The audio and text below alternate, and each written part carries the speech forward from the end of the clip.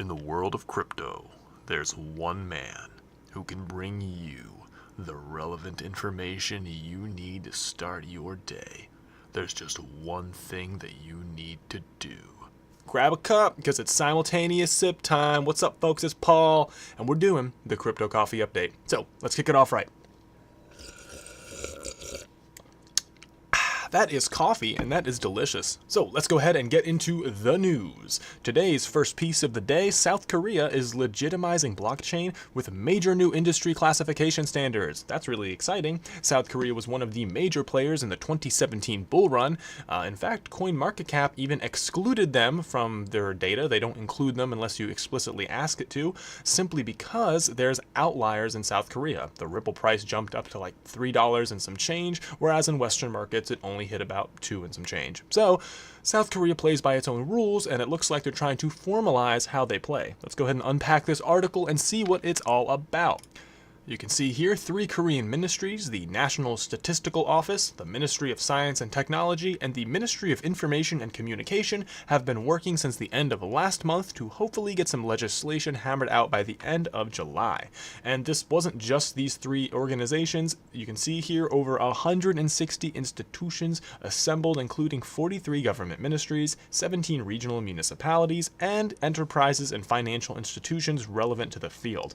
What they came up with is breaking down crypto into 3 major classifications. This includes dApps like EOS, Ethereum, and Neo, blockchain-based cloud computing services, so things like Siacoin, and crypto mining, which is self-explanatory.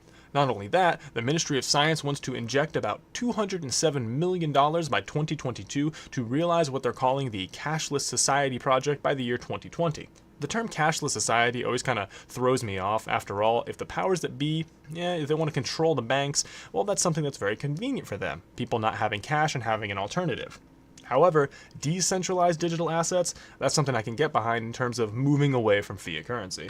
But Korea isn't the only nation that's kicking off some nice legislation. Malta has been known as the blockchain island for a while now, and they're looking to formalize that title.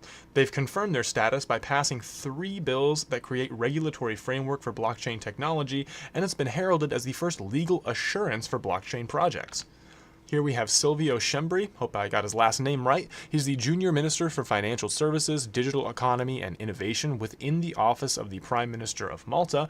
He said that it's been passed and they're going to be enacted into law, and there you have it. Legal certainty for the blockchain space, the first nation to officially do so. So, cheers to Malta there. And it's not just Malta. The entire EU received some positive news for crypto. A new report advises regulators not to ban cryptocurrency and leave the technology alone to see how the space develops. It also found that in extreme cases, such as periods of hyperinflation, financial crisis, political turmoil, war, etc., these cryptocurrencies can be a means for currency substitution in individual economies. So perhaps the report is alluding to something coming down the road. Deutsche Bank, Monte dei Paschi. Point of the matter being, they're correct. These digital assets can very well be a viable alternative in such events of turmoil and things like that.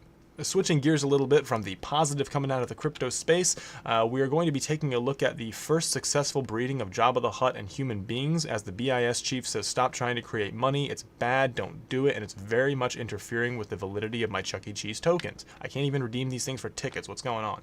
Essentially, on June 30th, Augustin Carstens took aim at cryptocurrencies and said that he believes them to be a bubble, a Ponzi scheme, and an environmental disaster. I guess this is a step up from Warren Buffett, who called cryptocurrencies rat poison squared. I don't know how algebra applies to rat poison, but Warren Buffett knows, and apparently so does Augustin Carstens.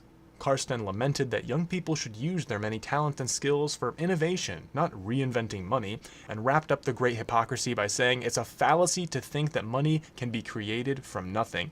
Considering that this gentleman works for the Bank of International Settlements, an institution that's predicated on the seemingly endless printing of fiat currency, I'm guessing that Carsten's only consistency is that of pretty squishy. But that's all we got for the news today. Let's go ahead and get into a pretty short crypto coffee update. Not too much going on out in the big world of crypto. I think everyone has taken a kind of middle of the year break. After all, it's kind of warm in the northern hemisphere. Good time to catch some sun, go to the beach, take a small vacation. But looking down the road, seeing things kind of kick up in later July. But for now, let's go ahead and get into July 6th, Friday. There's TC sessions happening in Zug, Switzerland. It's a TechCrunch conference.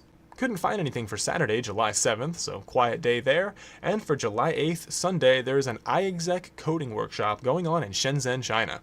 That's all we have for Sunday, July 8th, and for this Crypto Coffee update, of course we have a big ol' list of B-list tokens below in the description. They're fine coins, there's just a lot to report on while still respecting everybody's time, so we have a list there. It's worth checking out to see if any projects that you follow or hold are on that list so you can keep up to date with all the happenings in the space. Of course, check out the Cryptide Discord. I'm always posting news, updates, and information about airdrops, announcements, and news articles such as this, so if you want to stay up to date, check us out there, or check us out at cryptide.cc. We're 100% donation-based and community-funded, so your support means the world. Drop us a like on Steemit or Viewly if you can, or check out the donation links below in the description. Any little bit helps. Like I said, it's all free. The only thing you have to pay is attention. But for now, this is Paul signing off. Thanks so much for watching again. Your support really does mean the world. And I'll talk to you guys next time. Oh, and remember, the tide is rising.